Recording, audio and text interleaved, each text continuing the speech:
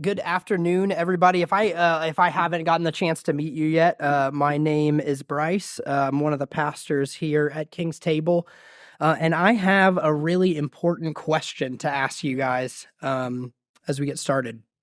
How do you feel about zoos?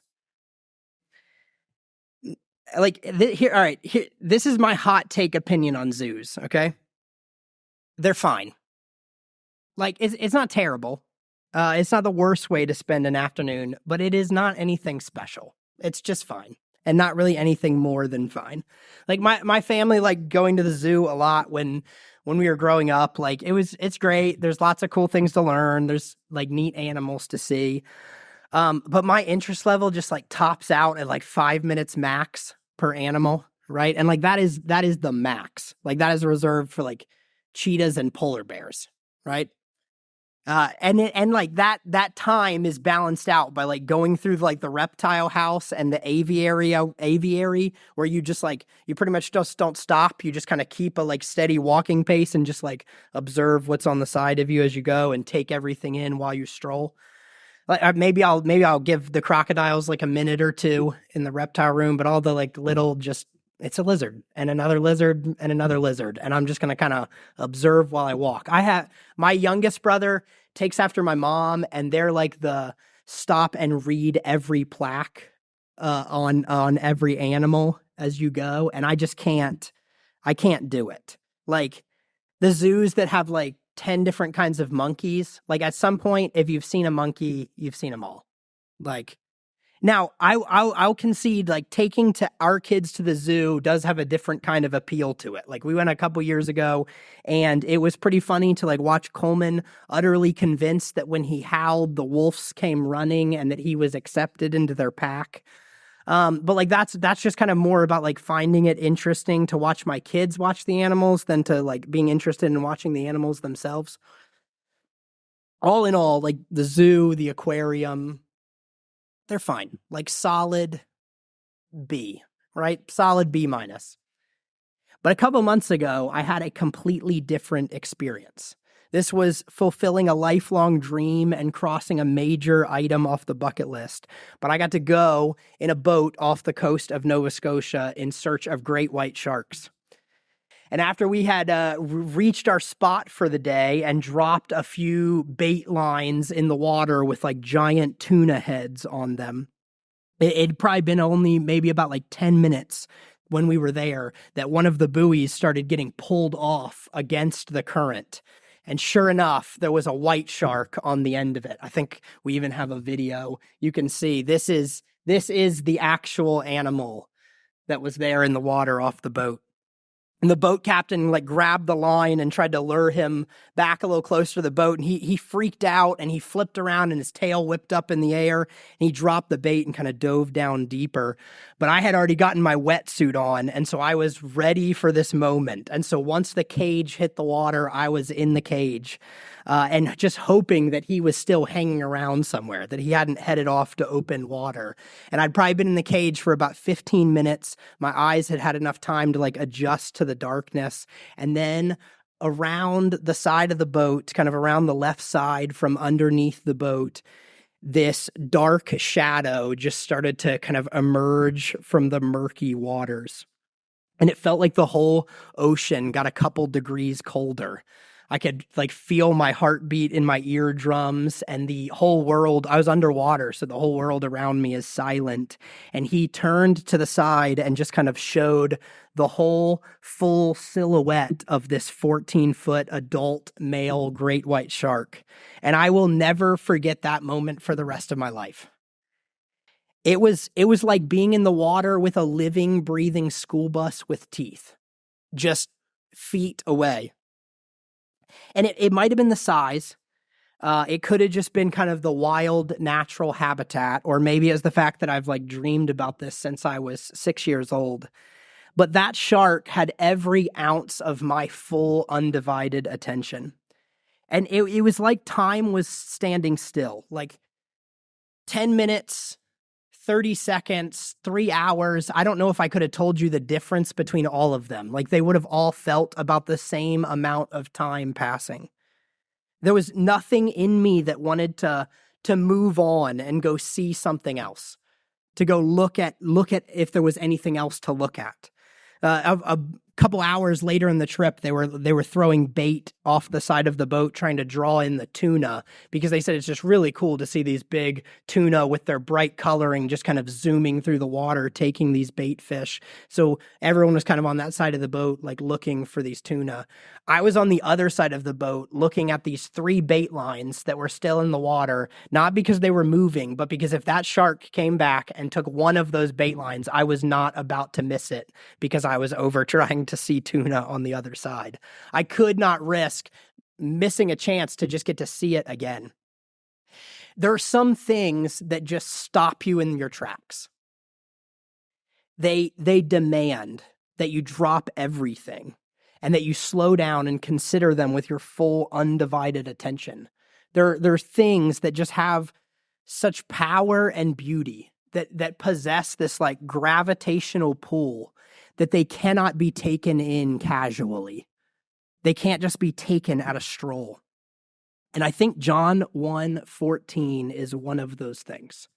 This is the verse that we have arrived at today, and I don't think that we can take it in stride.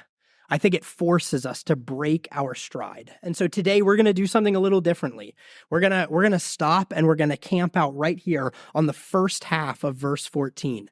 We're not going to try to walk through a section of verses. We aren't even going to try to get all the way through verse 14. We're going to break stride to have our pace and our rhythm and our steps arrested. We're going to stop in our tracks, and as time stands still, we're going to give these 8 words our undivided attention.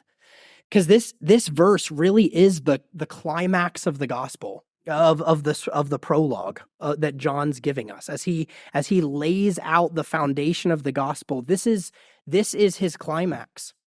There's something like highly poetic and almost hymn-like to these 18 verses that we've been reading.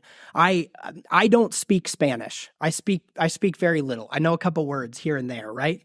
And so when David was reading, I hadn't thought about this until just as he was about to read. And I was like, I'm going to close my eyes and I'm just going to listen to the cadence of his voice. And when it hears like he hits a climax in a different language, when his voice rises and it sounds like, man, this is the punch of what he's saying, I'm going to open my eyes. I'm going to listen to what word he's saying, and I'm going to see if I can find where he is in the passage. And as he did that, as his voice came up and it was like, here we go, here's the climax, I listened and I heard the word carne, right? Flesh. And right after that, gloria, glory, which the end of verse 14. It's like, there he was, reading in a different language, and this is the climax. I think if we read and listen and catch that poetic cadence, I think you will be able to feel this crescendo. I'm going to read these 18 verses for us again. In the beginning was the Word, and the Word was with God, and the Word was God. He was with God in the beginning. All things were created through him, and apart from him, not one thing was created that has been created. In him was life, and that life was the light of men. That light shines in the darkness, and yet the darkness did not overcome it. There was a man sent from God whose name was John. He came as a witness to testify about the light so that all might believe through him. He was not the light, but he came to testify about the light. The true light that gives light to everyone was coming into the world. He was in the world, and the world was created through him, and yet the world did not recognize him. He came to his own, and his own people did not receive him. But to all who did receive him, he gave them the right to be children of God, to those who believe in his name, who were born not of natural descent or of the will of the flesh or of the will of man, but of God. The Word became flesh and dwelt among us. We observed his glory, the glory as the one and only Son from the Father, full of grace and truth. John testified concerning him and exclaimed, "This was the one of whom I said, 'The one coming after me ranks ahead of me because he existed before me.' Indeed, we have all received grace upon grace from his fullness. For the law was given through Moses, grace and truth came through Jesus Christ. No one has ever seen God, the one and only Son, who is himself God and is at the Father's side. He has revealed him." I don't know if you guys like musicals. I do. I love them. Elizabeth and I have taken every opportunity that we could to see as many on-Broadway and off-Broadway shows that we can. And in many of them, there's this one moment, like maybe it's one song, maybe it's one line, like sometimes it's even one note that is worth the whole price of admission, where you're like, this is it. Like, this is the moment that this whole show exists for. So whether it's Elphaba being lifted to the ceiling in defying gravity, or if it's the Phantom of the Opera on the roof, just vowing that you will live to curse the day that you did not do what he asked. There's just these musical moments, these crescendos that are so thrilling that the rest of the show is made bigger and brighter and better and fuller because of it. The Word became flesh and dwelt among us. This is John's crescendo. And it isn't just a crescendo. It isn't just the climax. It isn't just the peak of this building action. There's also almost like an intentional reset here. This is the first time that logos, the term, the word, is used again after verse 1. So back in verse 1, John gives this designation of the logos, the word, to Jesus. And he told us about the word, who is with God and who was God, by whom all things were created. He talked about the life and light that breaks into the darkness and overcomes it. He introduced us to a man named John who had come to bear witness about the light, showed us that he was not the light, but testifies about the light, and that this light and life has both been not received and received, and what that means. And now he kind of shifts from the light and life terminology back to the terminology of the word, back to the logos, asking our hearts to hearken back to and to remember verse 1, to remember the eternal, pre-incarnate, universe-creating God that was the Word that was with God in the beginning. That is the one that he wants us to remember, to have on the tip of our mind, because he's about to tell us something more about him. And that something more is that the Word became flesh. These verses, verse 1 and verse 14, where we're at today, kind of act like major pillars for the prologue. So we have, in the beginning was the Word, and the Word was God, and the Word became flesh. John is giving us handholds as we begin to climb through this gospel message. How many of you here watched Dora the Explorer? Yeah, or at least you're a little bit familiar with the show, right? So in the show, Dora and her little monkey sidekick Boots are before they go on each adventure, before they start out, Dora always looks right at the camera, as Dora does, right? And she tells the kids, kind of lays out for the children watching the major checkpoints that they need to pass in order to reach their destination. So she says, first, we have to cross the Crocodile River, and then we go over the snowy mountain, and then we find Abuela's house, right? And then she repeats it, river, mountain, Abuela's house. All right, everybody say it with me, river, mountain, Abuela's house. Now, lots of other things are going to happen along the journey, right? At some point, we're going to have to consult map. We're going to have to get something out of backpack. He's going to have some supplies that we need. We're going to listen to their little songs that they're going to sing. At some point, inevitably, Swiper is going to swipe something, and we're going to have to try to repel him.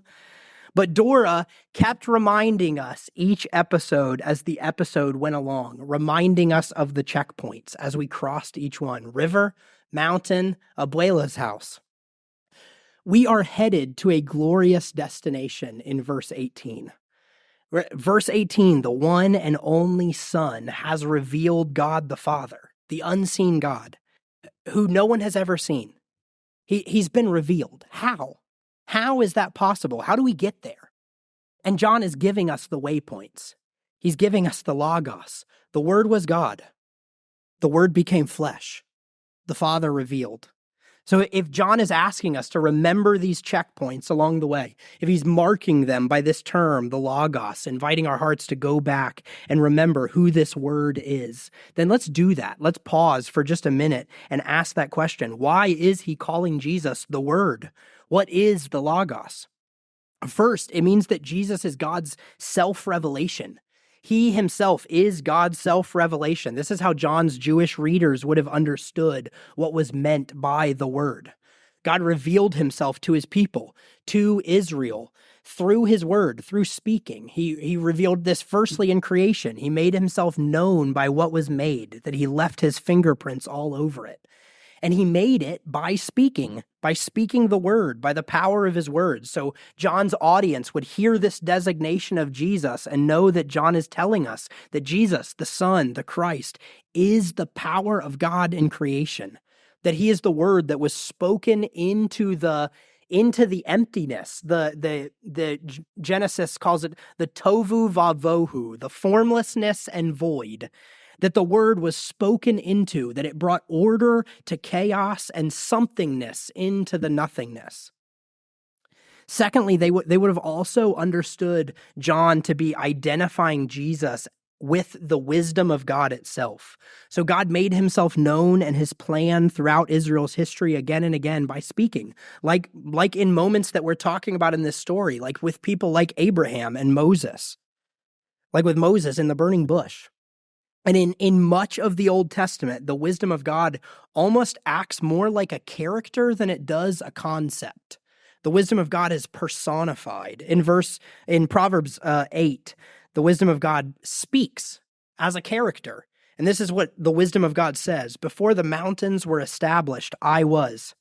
I was there when he established the heavens, when he laid out the horizon on the surface of the ocean, when he placed the skies above, when the fountains of the ocean gushed out. I was a skilled craftsman beside him, his delight always, rejoicing before him. And John taps into that understanding of the personal wisdom of God here in this designation of Jesus as the Word, that he is the one that was with God in the beginning, the skilled craftsman by whom all things were made. Paul does the same thing in 1 Corinthians 1. He says that Christ is the very wisdom of God, that he is the power of God and the wisdom of God both to the Jews and to the Greeks, which is actually really interesting that Paul addresses both Jews and Greeks, because this concept that we have here in John, this concept of the Logos, would have been significant to John's Greek readers as well. So the Gentiles would not have had as full of an understanding of what it means for Christ to be the Word as his Jewish readers would. They didn't have this rich history of God's self-revealing wisdom. But this is good news both to Jew and to Greek. And so for the Greeks, the Logos, this term, the word, the Logos, was the concept by which all life operated in Greek philosophy. It was this all-binding force of reason that governed and upheld all things. Kind of like reason with a capital R is how they would have understood the Logos. So even though they would have only gotten a taste of what John is saying here, as he reveals Jesus to be the very wisdom of the self-revealing God, they would have understood his message, understanding it to mean that Jesus is the reason, he's the logic, the order, the wisdom that binds and holds the universe together. This is what it means for Jesus to be the Word. But again, as incredibly spellbinding and captivating that concept of the Logos might be, it is not the most shocking part of what John is saying. He's telling us that the Logos, that the Word that we just talked about, became flesh, that he literally assumed humanity. Now, the full deity and humanity of Jesus, the fact that the Word was God and did indeed become flesh, has been the point throughout history where most heresies in the early church diverged, right there at a wrong understanding of what it meant for the Word to become flesh. And so this doctrine of the incarnation was the one that the early church fathers spent the most amount of blood and sweat and tears and ink holding fast to and holding tightly to. So we want to be very clear. When the Word became flesh, this was not just an assuming of appearance. He did not simply look human. God became fully man. And it was not temporary either. The Son did not take on flesh only for the duration of his earthly life. Jesus Christ, the eternal Son, the Word who was with God in the beginning, was raised from the grave after he was crucified. He was raised bodily. He ascended. He was taken up into the heavens bodily. He right now sits enthroned in the heavenly places at the right hand of the Father in a human body. The Word became flesh. It did not just appear flesh or adopt flesh, but became flesh. This is why we reject the idea when we take the Lord's Supper that the bread and the wine literally become the body and blood of Jesus, because we know where the literal body and blood of Jesus are right now. The scriptures tell us, seated at the right hand of the Father. And human bodies aren't in two places at the same time. That's part of what it means to be a human body. Jesus took on the spatial properties of being human. The Word became flesh. And that should stop you in your tracks. That should be one of those things that you cannot just stroll past. And this is much less sterile than we would imagine when we hear it. This is much less, not nearly as clean as we picture. It was certainly more shocking to the original audience, and this is why. We have done everything that we can in our modern Western context to sanitize the material things, to sanitize the physical, to remove the fleshiness and the dustiness of the flesh. In fact, like, we kind of idolize it. We say things like, my body is my temple. But like, John's readers, this is not the situation that they're listening to this in. We want our stuff to be pristine, but life in the ancient Near East would have just been dustier, like literally and figuratively. There are no vehicles to get around, meaning that dirt caked your feet from everywhere that you walked, and you walked on the same street that animals walked on, and they were not exactly great at cleaning up after themselves. There's no indoor plumbing. There's no hand sanitizer. There's no refrigerators. Like, how do refrigerators change our perspective on the flesh? Well, like, right now, you probably have some cuts of flesh at your house, right? Where do you keep them? In the refrigerator. Maybe when you get home, you might take some of those pieces of flesh out of your refrigerator and prepare them for dinner. And when you handle it, it will be cold and clean and fresh, and it'll probably give off a pleasing aroma as it begins to cook. But if you lived in a world without refrigeration, you would have a very different understanding of the kinds of sights and smells to associate with flesh, right? Without air conditioning and deodorant, you would have a different perspective on the sights and smells of human flesh. Our modern world has gone to great lengths to utopianize our flesh. But at the end of the day, we are meat on bones. We are dust from dust. And the original audience would have understood this. They would have felt this much more viscerally than we do. That these two things, word and flesh, just shouldn't go together. That they don't match. These things are not like one another. That idea is scandalous. God himself and dirty, stinky, dusty flesh. Sometimes there are just two things that seem so diametrically opposed, they just should not go together, right? Has anybody ever been to Planet Fitness, the gym? They started this thing, I don't know if they do it everywhere, but they started this thing a while ago that they call Pizza Mondays, where like members get free pizza at the gym every Monday. Like, eating a slice of pepperoni while you're jogging on the treadmill just seems like two of those things that just don't really go together. That is how John's readers would have felt about this verse. What do you mean the Word became flesh? What are you talking about? There's no way that those two things go together. And that is not like I don't know, maybe they caught on to this, or maybe when they read this verse, it kind of hit them funny. Like the scandalous juxtaposition of those two ideas, those two words, the word and the flesh, would have jumped off the page at them. You can't miss it. John's writing in Greek here, like whether his readers are Jewish or whether they're Greek, they're reading in the same language. They're reading this in Greek. And Greek sentence structure is different from the English. The direct object actually comes before the verb instead of after it, which means that this text actually reads, the word flesh became. Halagos, sarx, agenata, the logos, the word, and the sarx, the flesh, are literally side by side in the Greek. The word flesh became. In the text, on the page, as they read this gospel, word and flesh are touching. Because in Jesus, the word and flesh are touching. And this is the pattern of the Christian story. The logos and the flesh touching. God with man, divine and flesh. This is not an ethereal, hyper-spiritual reality that just has little to no effect on the ordinary, mundane things. But it's also not carnal. It's not saying that only what you see and taste and touch is real and everything else is just imaginary. The Christian story is where heaven and earth meet, where they are intimately connected and they are irreversibly intertwined.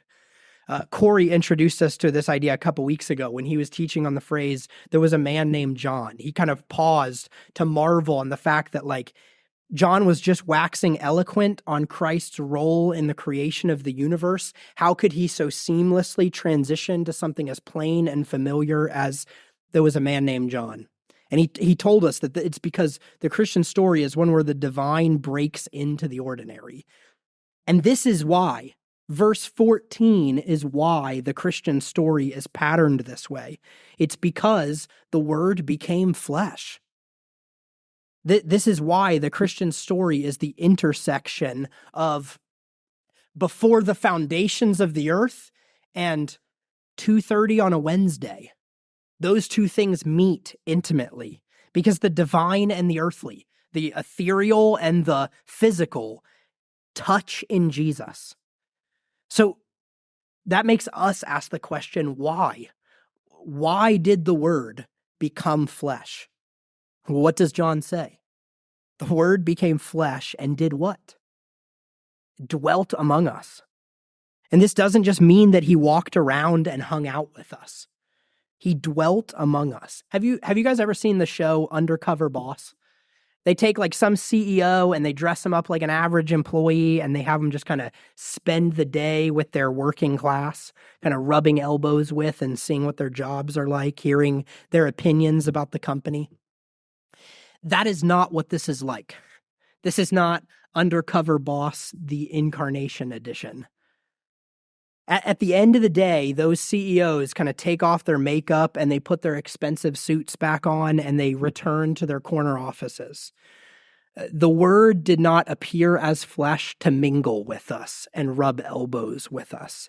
He became flesh to dwell with us, to inhabit with us as one of us.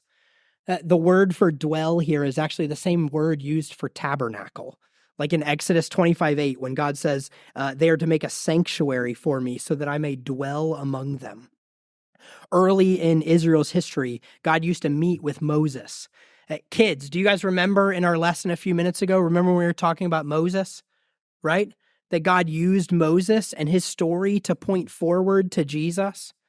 Well, God's story tells us that as he came to Moses to remind him of his promise, that God used to meet with Moses outside the camp. He met in this tent called the tent of meeting. And then he told them to build the tabernacle right in the middle of the camp so that instead of meeting with them outside, that he could meet with them, that he could dwell with them right in their midst in the tabernacle. And John is telling us that this promise is fulfilled in Jesus, that the word became flesh so that God could again tabernacle or dwell right in the midst of his people, inside the camp, among us as one of us. This is the whole trajectory of human history, God dwelling with man. from the garden in Genesis 1 and 2, when God walks in the evening breeze, all the way to the end of the story in Revelation 21, when there's a loud voice that proclaims God's dwelling is with humanity. And John 1:14 is our waypoint along that journey. Again, remember your Dora the Explorer. Garden, incarnation, New Jerusalem. These are the waypoints that we're being given along the story. The person of Jesus Christ is the place where God meets us. It's the locus of God's dwelling with humanity. That is what it means for the Word to become flesh and to dwell with us. And this idea is all over the Scriptures if you know where to look for it. In Romans chapter 3, Paul is talking about God presenting Christ at the right time, that to be both just and to be our justifier. And as he's talking about it, as he's talking about how God has presented him, he picks this really unusual word to describe Jesus. He says that he presented him as the hilasterion, which can be translated like the propitiation, that he's taken away God's wrath against sin against us in our place. But even more specifically than that, this word is actually not a concept or an idea. It's actually a place. It's translated the mercy seat, that God presented Jesus as the mercy seat, which was the place on the Ark of the Covenant in the tabernacle where God's glory was said to sit, to dwell with his people. And Paul tells us that Jesus has now been presented as this place, as this mercy seat, that he is the locus, he is the point, the insertion point at which God meets and dwells with man. That the Word became flesh and dwelt among us. So if all of that is true, if Jesus is the eternal God, if he's the eternal Word, God from the beginning, if he became flesh, if he took on our full humanity, and if he dwelt with us, if Jesus' flesh is the meeting point where God dwells with his people, what should our response be? What should you leave this place today doing? I'm gonna give you two responses. Now, these are not the only two. Again, these 8 words are so rich and deep that they warrant like parking in front of and considering for great lengths of time. And so the list of responses to such multifaceted beauty could go on and on and on. And so I would encourage you, like later this week, sit down and camp on this verse, this half of verse 14, even more, and ask yourself, what does the truth of God made flesh demand of me? But to help us land the plane today, I'm going to give you 2 responses, 2 major markers of things that I think we must do in response to the news that the Word became flesh. Which is first, bring your flesh to Jesus. Bring your flesh to the Word who became flesh. And this is what I mean by that. You are human, flesh and blood, and you have flesh and blood problems. You get sick. You get hungry. Things hurt. Maybe even right now, you are wearied by aches and pains. You get weary. You grow tired. How many of you at some point this week have just felt exhausted? You have flesh and blood problems. And on top of that, you live in a physical, material world. When Adam and Eve rebelled against God, the consequences of that were physical and material too. Things like thorns grew in the dust. Childbearing became painful. That is a flesh problem. You live in a world where things break down, where your body breaks down. Where you live in a place where you need to eat to live, and you need money to eat, and you need to work to make money, and work is hard. Sometimes work is hard to come by. Sometimes work is interrupted by sickness and injury, and all the time work is just hard to do day after day after day, and you need it. You need work for money, for food, for life. And if all of that wasn't hard enough, On top of all of that, your flesh comes with this other lovely little feature called a sin nature. There are physical components to the temptations that you feel. There are physical consequences to the sins that you indulge. There are sorrows and fears and regrets. And those are not just emotional things. Don't tell me those are just emotional things. Hasn't everyone here had times in your life where immaterial things made you feel materially ill? Haven't you felt like physically sick at the thought of non-physical things, fears, emotions? Because we are not neatly compartmentalized creatures. We are flesh and spirit, body and mind, the breath of life breathed into creatures of dust, all bound up in one. But here's the good news. The Word became flesh and dwelt among us.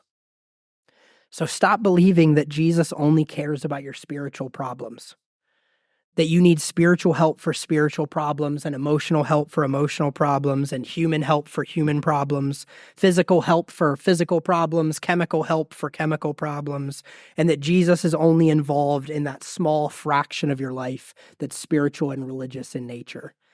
Every aspect of the flesh, every aspect of the sarx, every reality that comes with being embodied creatures, pain, sorrow, struggle, regret, fear, trials, all of that belongs to Jesus. It is his territory. It is his prerogative. You can bring all of that to him. You can bring it to him in prayer. He cares to listen about all of those things. He knows all of those things intimately. But you can also trust him with them. You don't have to feel like you're alone, working in those areas without an advocate. He is working behind the scenes in all of those areas. He's sovereign and he's good and he cares about you. And he doesn't just care about your soul. He cares about your flesh. He cares about your bodies, your emotions, your relationships, your work, your finances. He cares about your rest. And you can trust that obedience to his word and obedience to his ways will be beneficial in all of those other areas because those are all areas that he cares about. And what other proof do you need that he cares about them other than this? The word became flesh. Obviously, he cares about them. He became them. He has borne your flesh and he has redeemed it.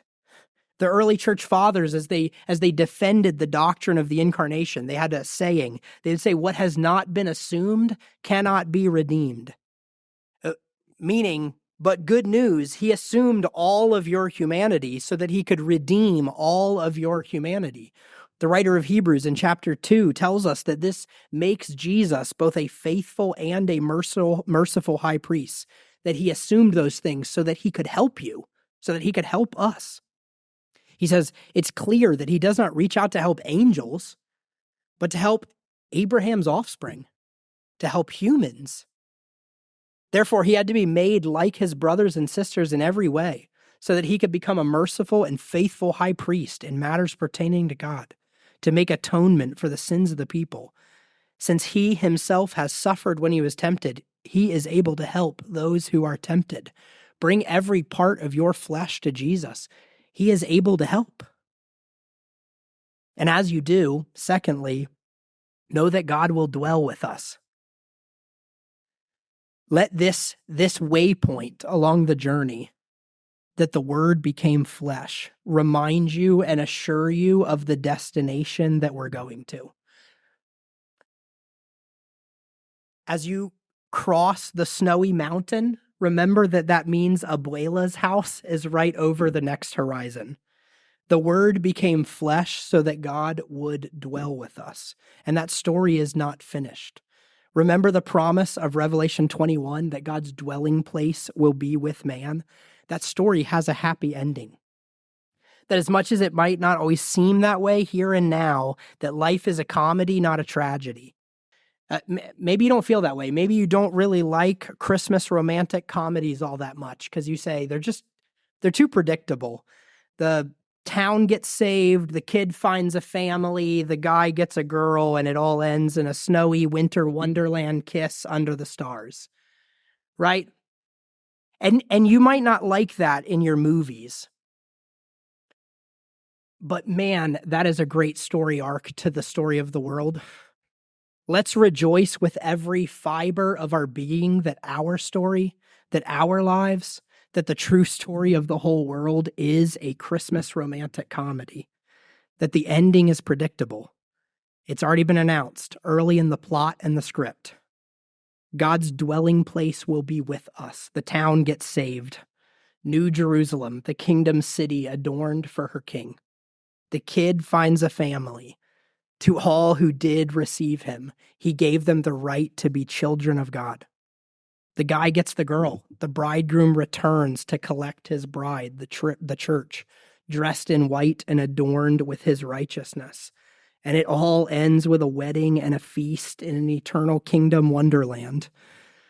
The Word was God, and dwelt with God in the beginning in the garden, and dwelt with man in the garden. The Word became flesh and dwelt with man again in his incarnation, and God's dwelling place will be with man forever in the new creation. River, mountain, abuela's house.